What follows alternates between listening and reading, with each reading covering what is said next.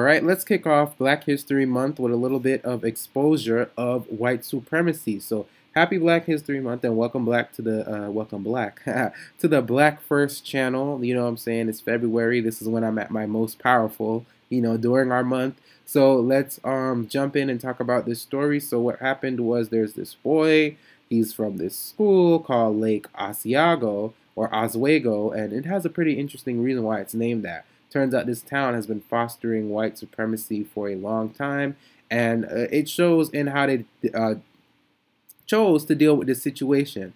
So Sean King tweeted out, he said, 3 white middle school students in Oregon passed notes to a young black student calling him a nigger dog. School basically shrugged it off 2018. So if I went and I read the story further, you would find out that the mother is very upset about this. She feels like they are not doing anything about it. She feels like they don't really care about it. Now, I don't know if they show a picture of the mother here, but maybe this would be the picture. I don't know. But they show it on the original story that Sean King tweeted, and the mother is, in fact, white. But I don't think she's his biological mother, because if you look at her daughter here, she's fully white. And if you look at a picture of him next to the daughter, you can tell that he's fully black.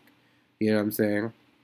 Especially when you see him like beside her other child. Like, I'm this skin color. He's just light skinned, or not completely, he's not straight up dark skinned, but you could tell that he's not biracial. I don't think she's his biological son. And the reason why I bring that up is because if he was her biological son, we're going to have this conversation again about black men just dropping their seeds off in triple W's, aka weak white women, and leaving their children to fend for themselves, and how that's just coonism. That's coonism. To jump into these Caucasoid women and these cave women, dropping your kids in them, and then just going on your way and leaving them to fight white supremacy on their own by themselves. You're just tantamount as a coon. You know what I mean? You're just a coon to me if that's what you do. But so here's the thing.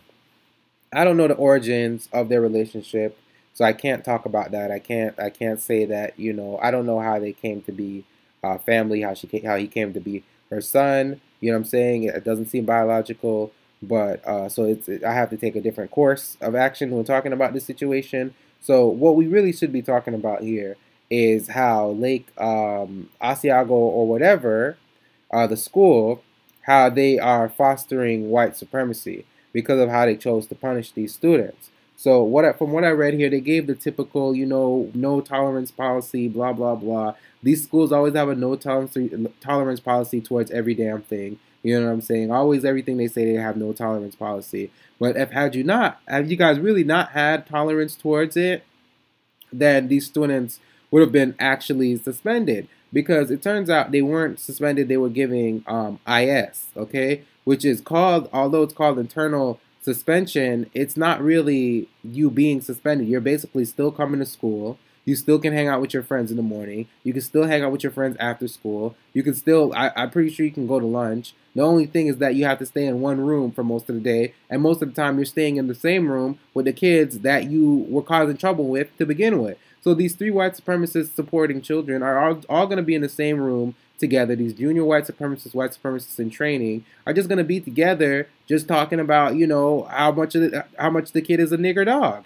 You know what I mean? They're not going to, they're not really being punished. Then that's why the mother is mad and she's upset about it. And she's like, what is that? That's not a real punishment. You know what I'm saying? And it really isn't. And they're tolerating it. And they're allowing it to happen because that's how Lake No-negro, because that's actually what that actually have that name. That's what it's from. I was reading some comments in the responses, and people had mentioned that it was known to be called Lake No-negros because they don't have any black people there, probably because of the amount of white supremacy that's oozing from that that state, that county, that school, that area. The white supremacy that's just oozing off that area is too much, and it's keeping black people away. You know what I'm saying? It's notorious for being racist. So I'm really trying to figure out how this black boy, how he even came to be in this area. I don't know their relationship, so I don't understand how he ended up there. I don't know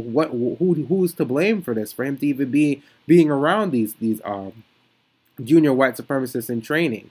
You know what I'm saying? And she said that they made it seem like it's a kids will be kids type thing, and that's pretty interesting because you know, kids that kids practicing, you know, white supremacy and them doing it as a kids will be kids type thing as if they don't grow up to continue to practice white supremacy is really strange because you say kids will be kids about certain things because you expect kids to do one thing and then you expect adults to do something else. So what doesn't make sense to me is that we have adults practicing white supremacy, we have kids practicing white supremacy. So when you're sitting here and saying and shrugging it off as kids will be kids and acting as if it's not something you should stamp out right now, to me that tells me that you're fostering it because you know that white supremacy behavior as children manifests to become white supremacy behavior as an adult. You know what I mean? That's not something, that's not a phase. People don't have white supremacy phases. You know what I'm saying? So when you're doing that, that tells me that they're fostering this behavior and they're allowing it to grow. You know what I'm saying? Because white supremacist children become white supremacist adults, which is why I call them junior white supremacists in training.